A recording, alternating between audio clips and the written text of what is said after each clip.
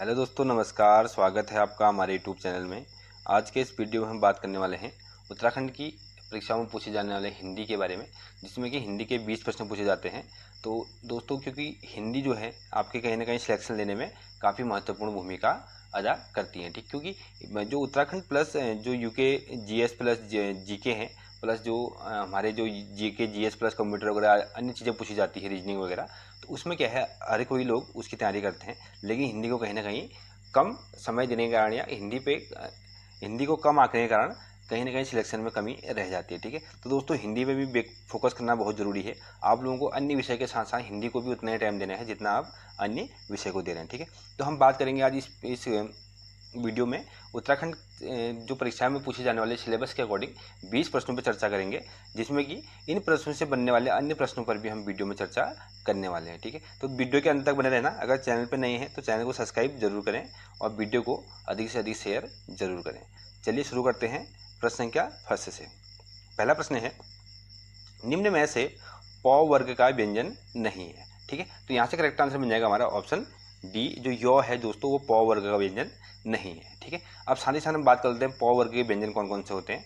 तो प वर्ग के व्यंजन होते हैं दोस्तों प, फ, ब और भ, ठीक है। ये चार जो होते हैं प वर्ग के व्यंजन होते हैं, ठीक है। तो इनमें से य जो है इस वर्ग का व्यंजन नहीं है, ठीक है।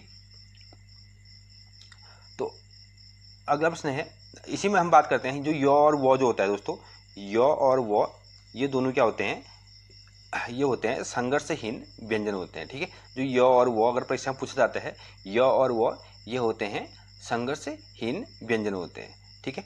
अगला प्रश्न है, कौन सा संयुक्त व्यंजन नहीं है, ठीक है। संयुक्त व्यंजन का मतलब होता है दो भिन्न भिन्न व्यंजनों से मिलकर बनने वाला व्यंजन, उसे संयुक्त व्यंजन कहते हैं, ठीक है। जैसे इसमें संयुक्त व्यंजन बेसिकली चार टाइप के होते हैं, क्ष, त्र, ज्ञ और स्र, ठीक है। ये चार बेसिकली संयुक्त व्यंजन होते हैं। तो यहाँ से हम अगर आंसर की बात करें तो हमारा करेक्ट आंसर क्या बन जाएगा, ऑप्शन डी, घ जो है यहाँ से संयुक्त व्यंजन नहीं है, ठीक है। जो ध होता है, ध भी द प्लस अ से मिलकर बना होता है, तो ये भी क्या है, संयुक्त व्यंजन है, ठीक है। अब इसी प्रकार बात करें, संयुक्त व्यंजन जो व्यंजन होते हैं, संयुक्त व्यंजन मतलब अंतस्थ व्यंजन होता है। अंतस्थ व्यंजन कौन कौन से होते हैं, य, इनमें क्या लगा रहता है, इसमें हल चिन्ह लगा रहता है, ठीक है। य, र, ल और वो, ठीक है। ये किसके अंतर्गत आते हैं, ये आते हैं अंतस्थ व्यंजन के अंतर्गत, ठीक है। अंतस्थ व्यंजन के अंदर कौन कौन से आते हैं, य, र, ल और वो, इनमें क्या होता है, हल चिन्ह लगा रहता है, ठीक है। तो अगला बात करते हैं, जो होता है ऊष्म व्यंजन। ऊष्म व्यंजन में होता है दोस्तों सौ, ठीक है, सौ, ह और सौ, ठीक है। इनमें भी क्या लगा रहता है, हल चिन्ह लगा रहता है। ये क्या होते हैं, ऊष्म व्यंजन होते हैं, ठीक है। अगर कभी पूछ सकता है ये चीज़ भी, क्योंकि संयुक्त व्यंजन जरूर नहीं कि अगली बार भी संयुक्त व्यंजन ही पूछा जाएगा, हो सकता है उसमें ऊष्म व्यंजन पूछा जाए या अंतस्थ व्यंजन से भी कोई उदाहरण पूछा जा सकता है, ठीक है। नेक्स्ट है लक्षणा है, ठीक है। तो लक्षणा क्या है दोस्तों, शब्द शक्ति एक, ठीक है। शब्द शक्ति यानी कि शब्द की वह शक्ति जिससे उसका अभिप्राय सूचित होता है, ठीक है। मतलब इसका जो अभिप्राय सूचित होता है उसे शब्द शक्ति कहते हैं, ठीक है। तो लक्षणा क्या है, यहाँ से शब्द शक्ति है। अगला है, हिंदी भाषा की लिपि कौन सी है। तो दोस्तों इसका तो कॉमन क्वेश्चन है। तो देवनागरी लिपि है, जो हिंदी भाषा की जो लिपि है कौन सी है, देवनागरी लिपि है, ठीक है। नेक्स्ट है, दोहे की दूसरी एवं चौथी पंक्ति में मात्राओं की संख्या कितनी होती है। तो दोस्तों, दोहे की जो दोहे होते हैं, जैसे आपने सुने होंगे कबीरदास जी के दोहे, और पढ़े भी होंगे शायद आपने काफ़ी बार, जो आपने 10th 12th 11th 12th में ये हिंदी में पढ़े भी होंगे। दोहे जो होते हैं इनमें कितने होते हैं, 11 मात्राएँ होती हैं, ठीक है। पहले और दूसरी और चौथी लाइन में 11 मात्राएँ होती है। अगर पहले और तीसरी लाइन की बात करें तो इसमें 13 मात्राएँ होती हैं, ठीक है। ये याद आपको ये पता होनी चाहिए कि दूसरी और चौथी लाइन में 11 मात्राएं होती है और पहली और तीसरी लाइन में 13 मात्राएं होती हैं, ठीक है। नेक्स्ट है, निम्न में से कौन सा शब्द मक्खन का पर्यायवाची शब्द है। तो दोस्तों, जो नवनीत है, नवनीत यहाँ से क्या है, मक्खन का पर्यायवाची शब्द है, ठीक है। नवनीत और सीरज जो होता है ये भी क्या होता है, इसका एक पर्यायवाची शब्द होता है, ठीक है। सीरज ये भी क्या है, मक्खन का पर्यायवाची शब्द है, ठीक है। नेक्स्ट है, निम्न में से कौन सा अर्धविराम चिन्ह है? दोस्तों आपको इन चिन्हों के बारे में आप भली बात इनसे परिचित होंगे, क्योंकि आपने जब भी हिंदी पढ़ी होगी या हिंदी में कोई पैराग्राफ लिखा होगा या कोई सुलेख लिखा होगा तो उसमें कहीं ना कहीं आपने इनका प्रयोग जरूर किया होगा। ठीक है सॉरी। जो पहला चिन्ह है, इस चिन्ह को क्या क्या बोलते हैं? इसको बोलते हैं दोस्तों अल्पविराम। ठीक है, यानी कॉमा बोलते हैं हम जिसे, अल्पविराम। और ये कौन सा है? इसे बोलते हैं फुल स्टॉप यानी कि पूर्ण विराम। ठीक है, और ये क्या हो गया आपका प्रश्नवाचक चिन्ह, ये हो गया आपका अर्धविराम, जिसे अर्धविराम यानी कि सेमी कॉलन भी इसको इंग्लिश में कहते हैं। ठीक है, अर्धविराम का मतलब क्या होता है? किसी वाक्य को कहते हुए मतलब हल्का सा विराम लिया जाता है, यानी कि हल्का सा रुका जाता है, लेकिन उसमें क्या होता है? वाक्य पूरा नहीं हुआ होता है। ठीक है, यानी कि जब हम किसी वाक्य पे आधा ही वाक्य पूरा हुआ होता है हमारा, तो उसमें हम जो विराम लगाते हैं उसको क्या बोलते हैं? अर्धविराम का प्रयोग वहाँ पे किया जाता है। ठीक है, तो यहाँ से करेक्ट आंसर क्या बन जाएगा हमारा? ऑप्शन डी, अर्धविराम। ठीक है, उसका चिन्ह कैसा होता है? ऐसा होता है। ठीक है, ये कॉमा हो गया हमारा, और ये फुल स्टॉप, ये क्वेश्चन मार्क यानी कि प्रश्नवाचक चिन्ह, और ये हो गया हमारा अर्धविराम। ठीक है, नेक्स्ट है अगला प्रश्न है शुद्ध वाक्य छांटिए। ठीक है, तो यहाँ पे दोस्तों आपको सभी वाक्य सब शुद्ध ही लग रहे होंगे, लेकिन यहाँ से शुद्ध वाक्य हमको छांटना है जिसमें कि शुद्ध शब्दों का या जिसका एक शुद्ध मतलब निकलता है। ठीक है, जैसे पहला दिया गया मैंने कपड़े पहने हैं, दूसरा है मुझे कपड़े पहनने, तीसरा है मेरे को कपड़े पहनने, चौथा है मुझे कपड़े पहनना है। ठीक है, तो यहाँ से दोस्तों शुद्ध वाक्य जो है वो ऑप्शन डी करेक्ट यहाँ से आंसर हमारा हो जाएगा। ठीक है, मुझे कपड़े पहनना है। ठीक है, यहाँ से शुद्ध वाक्य बन जाएगा मुझे कपड़ा पहनना है, कपड़े पहनने हैं। ठीक है, अगला है वह जमीन जिसमें कुछ भी पैदा न हो वाक्यांश हेतु एक शब्द क्या है? ठीक है, इस प्रकार के शब्द प्रश्न पूछे जाते हैं कि किसी वाक्यांश हेतु एक शब्द बताइए। ठीक है, तो दोस्तों उपजाऊ यहाँ से होगा नहीं, उपजाऊ मतलब जिस भूमि में क्या होता है? जमीन में कुछ पैदा होता है उसे क्या बोलते हैं? उपजाऊ भूमि बोलते हैं। ठीक है, जिसमें कि कुछ ना कुछ पैदा होता है। ठीक है, ऊसर भूमि बोलते हैं इसको, जिस भूमि में कुछ भी पैदा नहीं होता है। ठीक है, यहाँ से करेक्ट आंसर क्या बन जाएगा हमारा? ऑप्शन बी, ऊसर। ठीक है, उपयोगी मतलब जो किसी चीज़ का हम जिसका उपयोग कर सकते हैं। ठीक है, या हमारे लिए क्या हो, कोई चीज़ उपयोगी हो उसे क्या बोलते हैं हम? मतलब जिसको उपयोग करने योग्य को ही उपयोगी कहते हैं। ठीक है, उन्नत मतलब कुछ ही ऐसी किस्म जो थोड़ा क्या हो अच्छी हो, यानी कि उन्नत किस्म जिसे हम बोलते हैं अच्छी किस्म की, इस प्रकार की चीज़ क्या बोलते हैं? उन्नत किस्म बोलते हैं। ठीक है, तो आंसर क्या बन जाएगा यहाँ से हमारा? ऑप्शन बी, उसर यहाँ से करेक्ट आंसर बन जाएगा। ठीक है, नेक्स्ट है प्रत्येक शब्द का संधि विच्छेद चुनिए। ठीक है, तो दोस्तों प्रत्येक शब्द का जो संधि विच्छेद होगा यहाँ से क्या बनेगा? वो बनेगा प्रति प्लस एक। ठीक है, प्रति प्लस एक संधि विच्छेद बनेगा, और इसमें यण संधि का प्रयोग किया जाता है। ठीक है, जो मतलब संधि है ये कौन सी है? यण संधि है, क्योंकि काफ़ी बार संधि भी पूछता है कि किस प्रकार की संधि है इसमें, तो इसमें कौन सी संधि है? इसमें यण संधि है। ठीक है, जहाँ पे क्या होता है छोटी ई प्लस बड़ी ई के साथ कोई स्वर हो, या य स्वर के साथ ऊ प्लस ऊ के साथ वो बनता है। ठीक है, जहाँ पे जो ड्रॉ होता है यहाँ पे रॉ बन जाता है। ठीक है, इस प्रकार की संधि को क्या बोलते हैं? यण संधि के रूप में जाना जाता है। ठीक है, अगला है सूर्योदय में संधि है।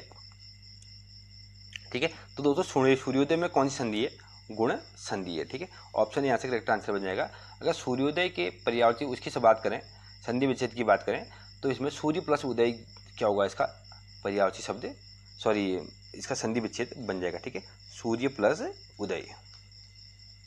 ठीक है, क्योंकि काफ़ी बार परीक्षा में पूछा जाता है कि इनका संधि विच्छेद करने के लिए भी पूछा जाता है। ठीक है, लेकिन अधिकतर बार ये भी होता है कि संधि कौन सी है ये भी पूछ लिया जाता है इसमें। ठीक है, जैसे पहले प्रश्न में देखा था आपने संधि विच्छेद के लिए पूछा था, लेकिन दूसरे प्रश्न में यहाँ पे कौन सी संधि है वो पूछ लिया था। ठीक है, अगला है अग्नि शब्द का तद्भव क्या होगा?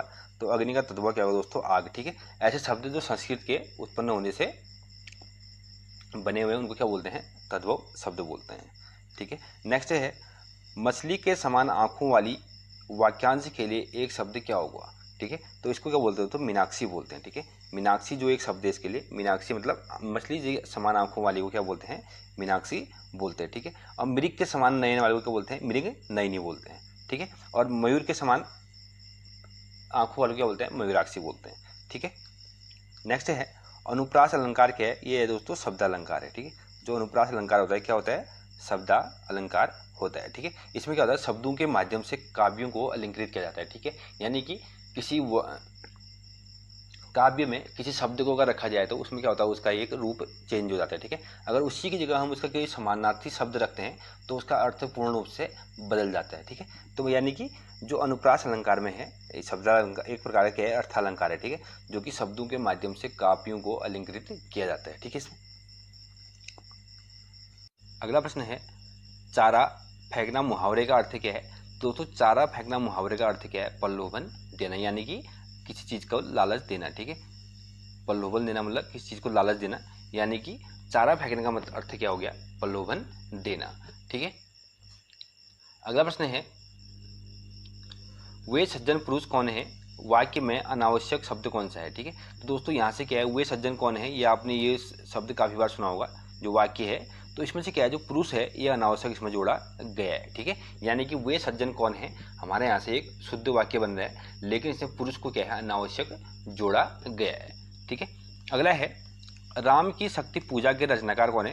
तो दोस्तों, ये राम की शक्ति पूजा जो है क्या है, चर्चित क्या है, इनका लेख है, जो कि महादेवी सूर्यकांत त्रिपाठी निराला, जो जिनको कि निराला के नाम से जाना जाता है। ठीक है, सूर्यकांत त्रिपाठी निराला जी की एक लेख है, जो कि 312 पंक्तियों की एक कविता है। ठीक है, लगभग 312 पंक्तियां हैं इस कविता में। ठीक है, इसका क्या नाम है इस कविता का, राम की शक्ति पूजा। ठीक है, अगर निराला जी की बात करें तो इनका जन्म हुआ था 21 फरवरी 1899 में।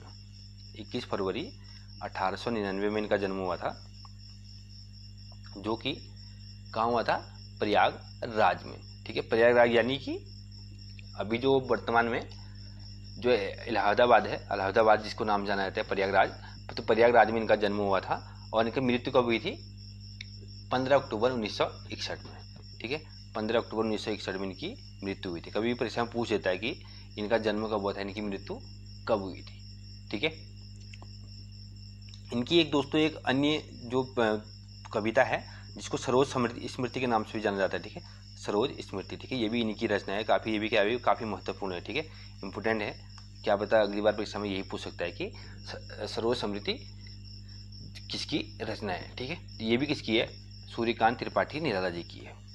ठीक है, नेक्स्ट है, तुरंग शब्द का अर्थ क्या होता है। तो तुरंग शब्द का अर्थ क्या होता है दोस्तों, घोड़ा। ठीक है, तुरंग मतलब यानी कि तेज चलने वाला को, इसको क्या बोलते हैं, घोड़ा, यानी कि तेज चलने वाला घोड़ा, तुरंग।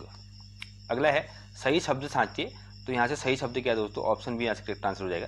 जो अनिष्ट है ये क्या है, सही शब्द है। ठीक है, आज का अंतिम प्रश्न है, प्रेमचंद्र का देहावसान कब हुआ था, यानी कि इनकी मृत्यु कब हुई थी।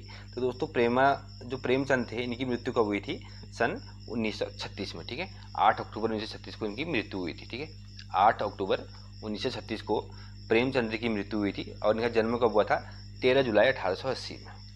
ठीक है, 13 जुलाई 1880 में इनका जन्म हुआ था। जन्म कहाँ हुआ इनका, वाराणसी में, लम्ही नामक जगह में इनका जन्म हुआ था, और इनकी मृत्यु जो हुई थी, इनकी मृत्यु कहाँ हुई थी, वाराणसी में ही इनकी मृत्यु भी हुई थी। ठीक है, इनका जो मूल नाम था दोस्तों वो था धनपत राय श्रीवास्तव। ठीक है, इनका जो मूल नाम क्या था, धनपत राय श्रीवास्तव। ठीक है, धनपत राव श्रीवास्तव इनका मूल नाम था, और इनको मुंशी प्रेमचंद्र के नाम से भी जाना जाता है। ठीक, जो कि इनकी काफ़ी रचनाएं हैं, जो कि काफ़ी इंपॉर्टेंट है, परीक्षा में काफ़ी बार पूछी गई हैं। तो इनकी रचनाएं भी आप लोगों को पता होनी चाहिए, जिसमें कि मुख्य जो है गोदान हो गया। ठीक है, दो बैलों की जोड़ी। ठीक है, इस टाइप के जो इनके हैं गोदान वगैरह, ये इनकी काफ़ी इनकी रचनाएं हैं, जो कि काफ़ी महत्वपूर्ण हैं, काफ़ी बार परीक्षा में पूछी भी गई हैं। ठीक है, ये तो दोस्तों आज के महत्वपूर्ण प्रश्न जो कि हिंदी से रिलेटेड थे, और ये आपको परीक्षा की दृष्टि से काफ़ी महत्वपूर्ण है और परीक्षा में काफ़ी मदद करेंगी। तो आप लोग भी इसी प्रकार के प्रश्नों के जो प्रयास सेट हैं, उन प्रयास सेटों को ज़रूर ट्राई करें, और इसके जो उदाहरण है, एग्जाम्पल जो है, उन एग्जाम्पलों को जरूर सॉल्व करें। ठीक है, क्योंकि हिंदी में आपको एग्जाम्पल सॉल्व करने बहुत ज़रूरी है, क्योंकि हिंदी से रिलेटेड आपको एग्जाम्पलों पर भी फोकस करना ज़रूरी है। ठीक है दोस्तों, मिलते हैं अगले वीडियो में। तब तक के लिए वीडियो को लाइक करें, शेयर करें, और अधिक से अधिक वीडियो को 200 तक पहुँचाएँ। ठीक है, और चैनल को साथ ही साथ सब्सक्राइब जरूर करें। धन्यवाद।